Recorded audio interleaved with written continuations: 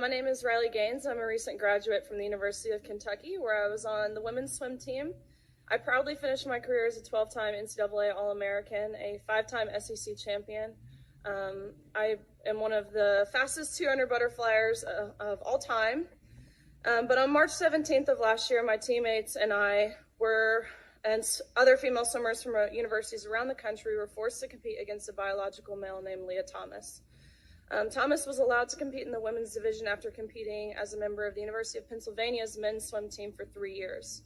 We watched on the side of the pool as Thomas won a national title in the 500-yard freestyle, beating out the most impressive and accomplished female athletes in the country, including Olympians and American record holders.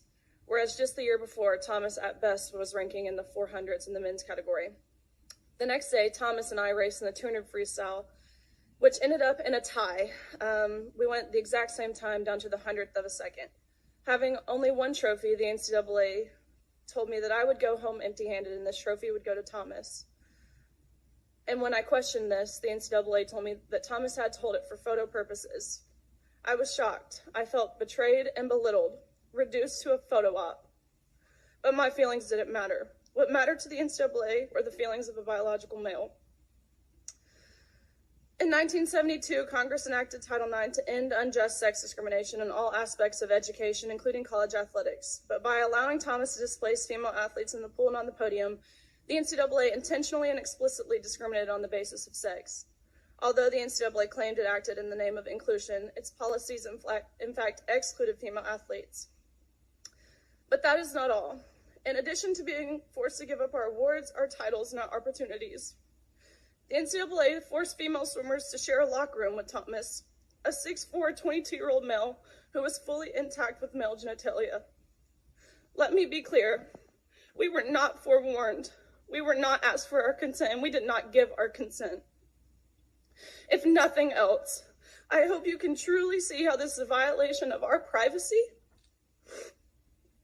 and how some of us have felt uncomfortable, awkward, embarrassed, and even traumatized by this experience. I know I don't speak for everyone.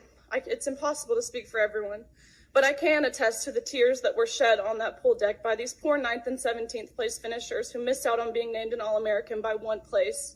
And I can attest to the extreme discomfort in the locker room when you turn around and there's a male watching you undress while exposing himself. I can attest to the anger and frustration from these girls who had worked so hard and sacrificed so much to get to this point. Unfortunately, our experiences are not unique. The number of female athletes who have been denied opportunities, again, traumatized or hurt by policies that claim to be promoting inclusion, is growing at an alarming rate around this country. It's simply unacceptable, and the integrity of women's sports is lost. Thank you, ma'am. Thanks so much.